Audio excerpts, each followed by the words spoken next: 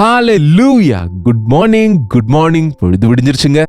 7 மணி ஆயிடுச்சு. எப்பொழுது விடிஞ்சிருச்சு நேரத்துக்கு நீங்க வசனத்தை கேட்க ஆயத்தமா இருக்கணும். ஒருவேளை நீங்க வெளிநாடுகள்ல இருந்து பார்த்தால் இது உங்களுக்கு மத்தியானமோ அதிகாலையோ நள்ளிரவோ அல்லது சாயங்காலமோ எந்த நேரமா இருந்தாலும் உங்களில் சிலர் இந்த நேரத்துக்காக காத்திருந்து வசனத்தை கேட்கறீங்கன்னு தெரியப்படுத்துறீங்க. அல்லது அனுகூலமான நேரத்தில் நிச்சயமாய் ஒவ்வொரு நாளும் நிச்சயமாக பார்த்து ஆவிக்குரிய விதத்தில் பலப்படுறீங்கன்னு எங்களுக்கு வாட்ஸ்அப் அனுப்புறீங்க. எங்களுக்கு தெரியப்படுத்துவதற்காக எவ்வளவோ தேவனை துதித்து எவ்வளவு போராட்டமோ தடைகள் வந்தாலும் எவ்வளவு அதிகமான ஊழியங்கள் இருந்தாலும் பயணங்கள் இருந்தாலும் ஒரு நாள் கூட நிறுத்தாமல் தேவனுடைய கிருபையில் ஒவ்வொரு நாளும் அனுதின தியானத்தை கொண்டு வந்து கொண்டிருக்கிறோம். சரி வாங்க, இன்றைக்கும் தேவனுடைய வாக்குத்தத்தங்களை பெற்றுக்கொள்வோம். ஜெபிப்போம். பரிசுத்தரே, எமக்கு நன்றி ஆண்டவரே. உம்முடைய கிருபைக்காக வேண்டிக் கொள்கிறோம். இந்த புதிய வருஷத்துக்குள் பிரவேசித்து போய்கொண்டிருக்கையில எங்களுக்கு கொடுத்த வாக்குத்தத்தங்களை பிடித்து உம்மோடு போராடுவதற்கு உதவி செய்யுங்கப்பா.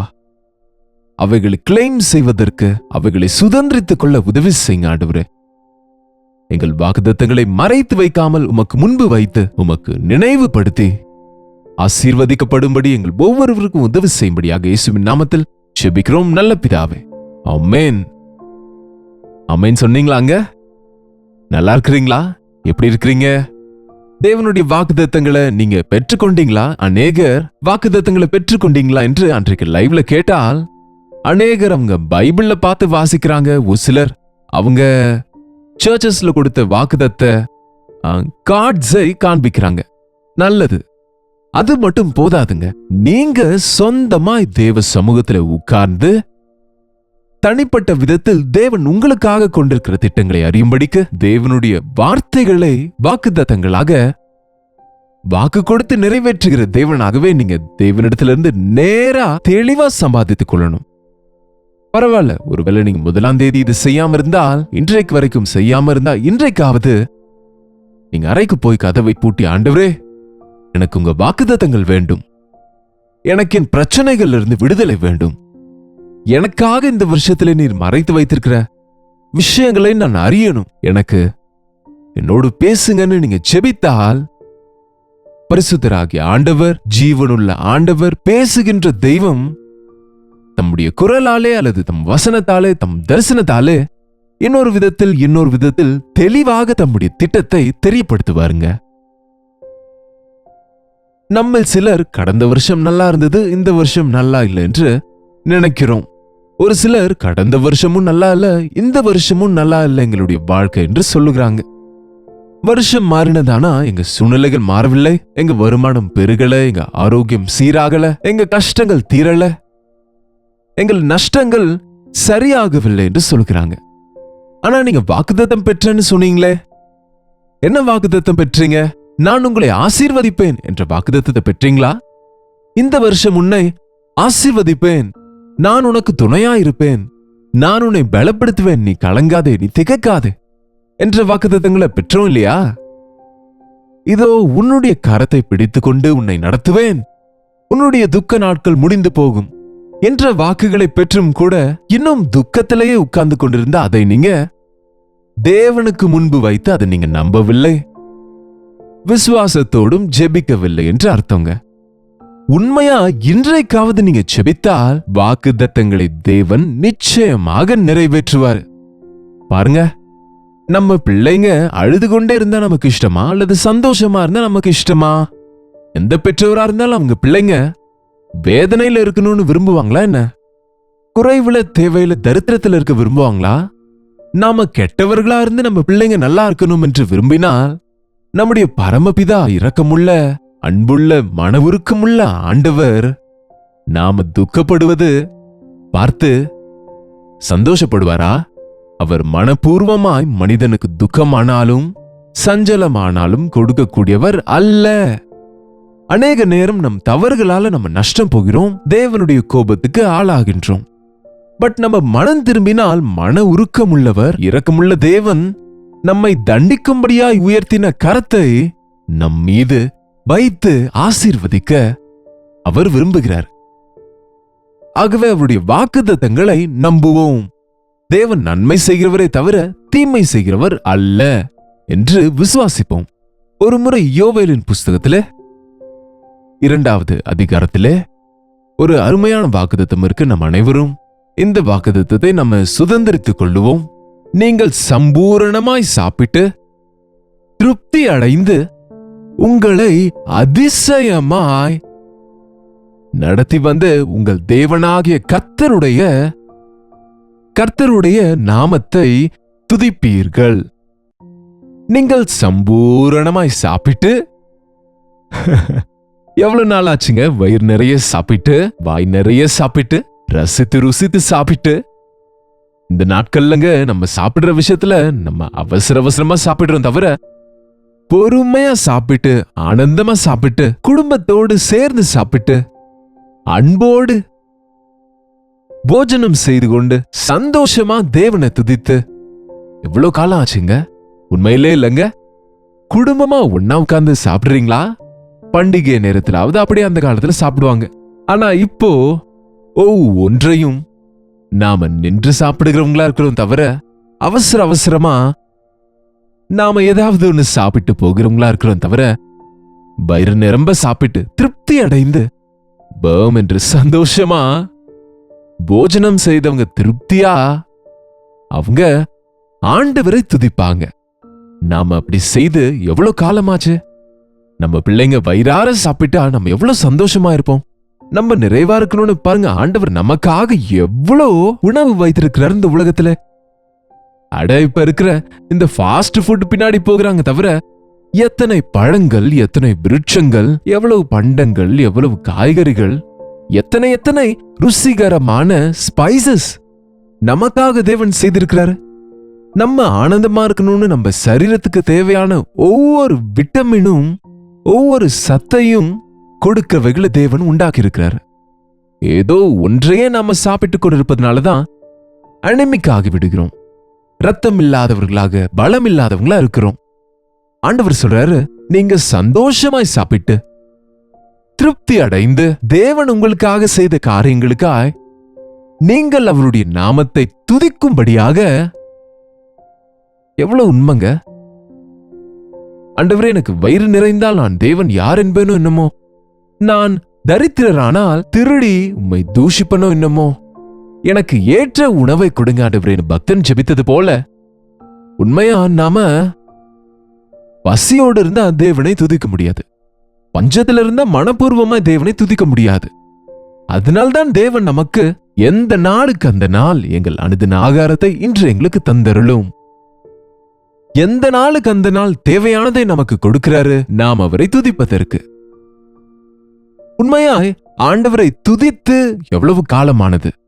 குடும்பமாக சாப்பிட்டு ஆனந்தமாய் உங்க பர்த்டேஸோ, வெட்டிங் டேஸோ, நியூ இயரோ, என்னங்க உங்க திருமண நாட்களிலேயோ எத்தனை பேர் நீங்க சந்தோஷமா இருக்கிறீங்க?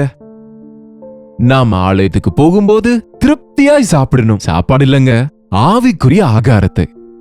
ஞாயிற்றுக்கிழமை தேவாலயத்துக்கு சென்று இன்றைக்கு தேவன் என்னோடு பேசினார், தேவனுடைய வாக்குத்தத்தங்களை பெற்றுக்கொண்டேன், அவர் ஆவியின் அபிஷேகத்தை பெற்றேன், தொடுதலை பெற்றுக்கொண்டேன் என்று திருப்தியாய் தேவனை துதித்துக் கொண்டு பாடல் பாடிக்கொண்டு ஆராதித்து எவ்வளவு காலம் ஆச்சு? சில முறை ஆலயங்கள்ல கூட நாம மெக்கானிக்கலா வழக்கத்தின்படியா சில காரியங்கள் செய்கிறோம் தவிர, திருப்தியா தேவ சமூகத்துல ஆனந்திக்கிறது இல்ல. காரணம் என்னவென்றால், நமக்கு நிறைய கஷ்டங்கள் இருக்கு, வேலைகள் இருக்கு, குறைகள் இருக்கு, துன்பங்கள் இருக்கு, வியாதிகள் இருக்கு. வியாதியா இருக்கிறவன் எப்படி திருப்தியா சாப்பிட முடியும் சொல்லுங்க? இந்த டயபெட்டிக் பேஷண்ட்ஸ் எல்லாரும் கூட என்னங்க, அவங்க சாப்பிடணும்னாலும் சுகர் சாப்பிடக்கூடாது, எனக்கு பிபி இருக்கு உப்பு சாப்பிடக்கூடாது, எனக்கு தைராய்டு இருக்கு இதை சாப்பிடக்கூடாது, எனக்கு இது அலர்ஜி அது ஒத்துக்காது, இன்றைக்கு அலர்ஜிஸ் அதிகமாயிடுச்சு, டாக்டர் கிட்ட போனா இது சாப்பிடாத அதை சாப்பிடாதுன்னு தேவன் எத்தனை விதமான ஆகார பாண்டங்களை செய்தாரோ, எதையும் சாப்பிடக்கூடாதுன்னு அப்ப என்னதான் சாப்பிடுறதுங்க என்ற கேள்விதான் மீந்திருக்கு. உன்னை சுகப்படுத்தும் கர்த்தர் நானே என்கிறார். உன் ஆரோக்கியம் கெட்டு போக, உன்னுடைய பொருளாதாரம் நெருக்கம் அடைய, உனக்கு மன நிம்மதி இல்லாமல் போக காரணம் நீ தேவனுக்கு கீழ்ப்படியாமல் தேவ கோபத்துக்கு ஆளாவதுதான்.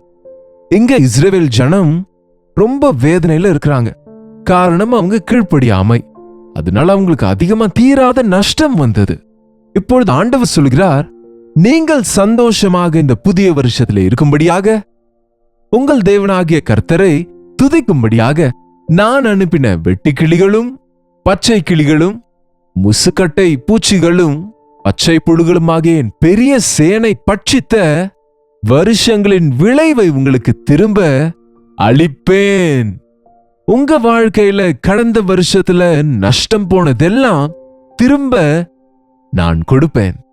ஒரு வருஷம் அல்ல, கடந்த வருஷங்களிலே நீங்கள் பெற்றுக்கொள்ளாத ஆசீர்வாதங்கள் எல்லாம், இழந்து போனதெல்லாம் இந்த வருஷத்தில் திரும்ப கொடுப்பேன் என்று வாக்குத்தத்தம் செய்கின்றாரு. நம்புங்க, சுதந்திரித்துக் கொள்ளுங்க. இந்த யோவேலின் புஸ்தகம் 1ஆம் அதிகாரம் 4ஆம் வசனம் பார்த்தால், பச்சை புழு விட்டதை வெட்டுக்கிளி தின்றது, வெட்டுக்கிளி விட்டதை பச்சை கிளி தின்றது, பச்சை கிளி விட்டதை முசுக்கட்டை பூச்சிகள் தின்றது.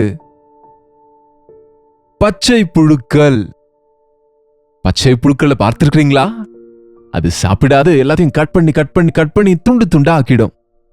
அடுத்தது வெட்டுக்கிளிகள் வந்தது என்று சொன்னால் எல்லாவற்றையும் அடித்து கொண்டு போயிடும். என்னங்க, இன்னொன்று என்னது? பச்சை புழுக்கள், வெட்டுக்கிளிகள். பச்சை கிளிகள். அந்த பச்சை கிளிகள் அதை லிக்விடைஸ், அப்படின்னா அவைகளே அது ஈரமாக்கினது போல அதை மெத்து மெத்தென்று ஆக்கிடும். அதன் பிறகு முசுக்கட்டை பூச்சி வந்ததென்றால் அது அவைகளை அழிச்சே போட்டுருங்க. நம்ம வாழ்க்கையில சில முறை இப்படிப்பட்ட அனுபவங்கள் உண்டாயிருக்கும். ஒன்றுக்கு பின்னாடி இன்னொன்று, ஒன்னுக்கு பின்ன இன்னொன்னு, ஒன்னு போன பிறகு இன்னொன்று முணங்குகிற நரி மேல பனங்காய் விழுந்தது போல என்பாங்க. என்னங்க, ஒரு நரி முணங்கிக் கொண்டு பனைமரத்துக்கு கீழே உட்கார்ந்துதான். ஏற்கனவே வேதனையில இருந்தா பனங்காய் அது நெத்தியின் மேல அவ்வளவு உயரத்துல இருந்து டமால விழுந்ததும் ஐயோ ஐயோ என்று ஊளையிடுதான். நல்ல பழமொழிகள் இருக்கும் நம்ம ஊர்ல. இப்ப யாரும் பழமொழி சொல்லுவதும் இல்ல, இந்த ஜெனரேஷனுக்கு தெரிவதும் இல்ல. கொஞ்சம் எக்ஸ்பிளனேஷன் கொடுக்க வேண்டியிருக்கு. அதனால நகத்தின் புண்ணின் மேலே உலக்கையால் குத்துவதாம். நகத்தை சுற்றி புண் வந்தா பயங்கரமான வலி இருக்கும். அந்த நகத்துல ஒரு புண்ணு வந்தா 6 அடி மனிதன் இனி அவனுக்கு நிம்மதியா இருக்காதுங்க. அவருக்கு அதை உசு சென்று ஊதிட்டு இருந்தா அதன் மேல உலக்கை எடுத்து ஒரு குத்துனா எப்படி இருக்கும் சொல்லுங்க? அப்படியா நமக்கு துன்பத்தின் மேல துன்பம், தாங்க முடியாத துன்பத்துல இன்னொரு துன்பம். ஏற்கனவே அந்த மாசம் சிலர் சொல்லுவாங்க சேலரி போதலனா அந்த மாதத்துல நமக்கு உடம்பு சரியில்லாம டாக்டருக்கு செலவாகும். டாக்டர் பில்லு கட்ட முடியாம கஷ்டத்துல இருந்தா அந்த மாதத்திலேயே ஆக்சிடென்ட் ஆகி இன்னும் கோர்ட்டு கேஸ் ஆகி கோர்ட்டு பின்னாடி சுத்த வேண்டியதா இருக்கும். ஒன்றுக்கு பின்ன ஒன்னாக பிள்ளைங்களுக்கு நல்லா இருந்தா பெரியவங்க நல்லா இருக்க மாட்டாங்க, பெரியவங்க நல்லா இருந்தா பிள்ளைங்களுக்கு ஆரோக்கியம் இருக்காது. ஒன்றன் பின்னால் ஒன்றாக பிரச்சனை வந்து கொண்டே இருக்கு என்று சொல்லுகிறவங்க எத்தனை பேர் இருக்கிறாங்க இல்லையா? கடந்த வருஷம் எல்லாம் எங்க வீட்டுல அநேக மரணங்கள் இருந்தது, வியாதிகளுக்கு ஆளானோம், நஷ்டங்களுக்கு ஆளானோம், கடன் பட்டோம் என்று சொல்லுகிறவர்களே தேவன் இன்றைக்கு ஒரு வாக்குத்தத்தம் செய்கின்றார். பச்சை புழுக்கள், வெட்டுக்கிளிகள், முசுக்கட்டை பூச்சிகள் பட்சித்த வருஷங்களின் விளைச்சலை, இழந்து போன விளைச்சலை உங்களுக்கு நான் திரும்பவும் கொடுப்பேன். தின்று போட்ட, வேஸ்ட் ஆகிவிட்ட, வீணாக போன, இழந்து போனதெல்லாம் திரும்ப உனக்கு கொடுப்பேன். உனக்கு ஆரோக்கியத்தை உண்டாக்குவேன், உனக்கு நிம்மதியை கொடுப்பேன், உன் கண்ணீரை துடைப்பேன் என்ற ஆண்டவர் நம்முடைய கண்ணீரை துடைப்பதற்காக அவர் கண்ணீர் சிந்தினாருங்க. நம்முடைய வேதனை எடுத்து போடுவதற்காக அவர் பட்ட காயங்களாலே நமக்கு சுகம் உண்டாயிருக்கிறது. அவர் ரத்தம் சிந்தினதினாலே நாம் புது மனிதர்களாய் மாறும்படிக்கு ஒருவன் கிறிஸ்துவுக்குள் இருந்தால் புதிய சிருஷ்டி என்றது போல உனக்கு ஆரோக்கியத்தை கொடுக்க, உனக்கு ஆனந்தத்தை கொடுக்கும்படியாய் உனக்காக ஜீவனை தந்த இயேசு ஆண்டவர் வாஞ்சையோடு இருக்கிறார். நம்புங்க, விசுவாசிக்க கூடுமானால் விசுவாசிக்கிறவனுக்கு எல்லாம் ஆகும். இனி இவ்வளவுதான், இந்த புதிய வருஷத்துல என் வாழ்க்கை இவ்வளவுதான், இனி என்னால சரியாக முடியாது, நான் குணமாக மாட்டேன், இந்த பிரச்சனையிலிருந்து என்னால வெளியே வர முடியாது. பச்சை புழுக்கள், வெட்டுக்கிளிகள், முசுக்கட்டை பூச்சிகள், பச்சை கிளிகள் பட்சித்த, வெட்டுக்கிளிகள் பாழாக்கின உன் வாழ்க்கையில நீ இழந்து போன எல்லாம் உனக்கு திரும்பவும் கொடுப்பேன்.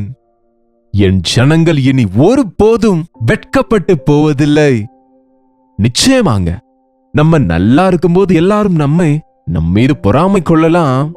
ஆனால் நமக்கு கஷ்டம் வந்தா ரொம்ப சந்தோஷப்படுவாங்க, நம்மை அவமானப்படுத்துவாங்க, நம்ம வெட்கப்படுத்துவாங்க. எங்க உன்னுடைய தேவன் என்ன செய்தார் உனக்கு என்று விசுவாசிகளை இன்றைக்கு ரொம்ப கிண்டல் செய்கிறாங்க இல்லங்க. இனிமேல் நீ வெட்கப்பட்டு போவதில்லை. இனி என் ஜனங்கள் ஒருபோதும் வெட்கப்படுவதில்லை. நான் இஸ்ரவேலின் நடுவில் இருக்கிறவர் என்றும் நானே உங்கள் தேவனாகிய கர்த்தர் வேறொருவர் இல்லை என்றும் நீங்கள் அறிந்து கொள்வீர்கள். என் ஜனங்கள் இனி ஒருபோதும் வெட்கப்பட்டு போவதில்லை. ஹல்லேலூயா. நம்புங்க. இன்றைக்கு மனுஷருக்கு முகம் காட்ட முடியாமல் வெட்கப்பட்டு நீங்க இருக்கலாம்.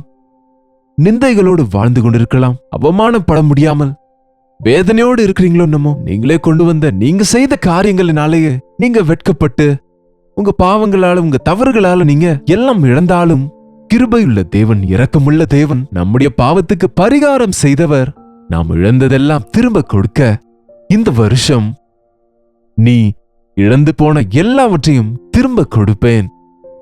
பூச்சிகள் பட்சித்து போட்ட, புழுக்கள் கெடுத்து போட்ட, உன் வாழ்க்கையை அழித்து போட்ட ஒவ்வொரு வருஷத்தின் விளைச்சலையும் உனக்கு திரும்ப கொடுப்பேன்.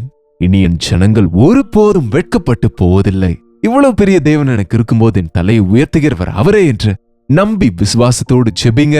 அற்புதமான அவர் கரம் நம்முடனே நம்மோடு கிரியை செய்வதை அனுபவிப்போம். ஜெபிப்போம். பரிசுத்தரே, அன்புள்ள தகப்பனே, நிஜமே அப்பா, கடந்த வருஷத்துல எங்களுடைய வாழ்க்கையில எவ்வளவோ நஷ்டம் போனோம் அப்பா. கடந்த சீசன்ல நாங்க எவ்வளவோ இழந்து போனோம். சமாளிக்க முடியாத அளவுக்கு நஷ்டம் போனோம். கடந்த காலத்துல வேலைகளை இழந்து போய், பிரியமானவர்களை இழந்து, வியாபாரத்துல நஷ்டம் அடைந்து, இப்பொழுது வரை மீண்டு வர முடியாத நிலைமையில அடிக்கு மேல அடிபட்டு கொண்டிருக்கிறோம். இந்த வருஷம் எங்களுக்கு உம்முடைய கிருபை இரக்கத்தை காண்பித்து, கடந்த வருஷங்களிலே பட்சித்த விளைச்சலை திரும்ப தருவேன் என்றீர, இழந்து போனதை திரும்ப தருவேன் என்று சொன்ன வாக்குத்தத்தங்களை நம்புவதற்கு வெட்கத்தோடு அவமானத்தோடு வாழ்கிற எங்கள் வாழ்க்கையில இனி எப்போதும் வெட்கப்பட்டு போகாமல் என் தலையை உயர்த்துகிறவர் நீரே என்று உம்முடைய நாமத்தை கனப்படுத்தும் விதத்திலே வாழ்வதற்கு எங்களை அதிகமாய் ஆசீர்வதிப்பீர் என்று நம்புவதற்கு எங்கள் ஒவ்வொருவருக்கும் உதவி செய்யுங்க. இன்றைக்கு யார் யார் இந்த தேவ செய்திகளை கேட்கிறார்களோ, ஒரு புதிய ஒரு வாக்குத்தத்தத்தோடு இன்றையிலிருந்து சம்பூரணத்தை பார்க்கும்படிக்கு, சம்பூரணமாய் சாப்பிட்டு நிம்மதியாக தூங்கி மன திருப்தியோடு தேவனை துதித்துக் கொண்டு சுற்றி இருக்கிறவர்களுக்கு ஆசீர்வாதமாய் மாறுவதற்கு உதவி செய்யும்படிக்கு இயேசு கிறிஸ்துவின் நாமத்திலே ஜெபிக்கிறோம் நல்ல பிதாவே, ஆமென். நம்முடைய பிதாவாகிய தேவனுடைய அன்பும் குமாரனாகிய இயேசு கிறிஸ்துவின் கிருபையும் பரிசுத்த ஆவியானவருடைய அந்யோன்யமும் ஐக்கியமும் கூடி வந்திருக்கிற நம் அனைவருக்கும் இப்பொழுதும் சதா காலமும் துணையாயிருப்பதாக, ஆமென். தேவனுக்கு ஸ்தோத்திரம். விசுவாசத்தோடு இருங்க. ஜெபிப்போம். தேவன் அற்புதங்களை செய்வார். உங்களுடைய ஜெப விண்ணப்பங்கள், பாரங்கள், பிரைஸ் ரிப்போர்ட்ஸ் கூட உடனடியாக உங்களுடைய செல்போன் எடுத்து நீங்க வாட்ஸ்அப் வழியாக 8939801234 நம்பருக்கு அனுப்புங்க.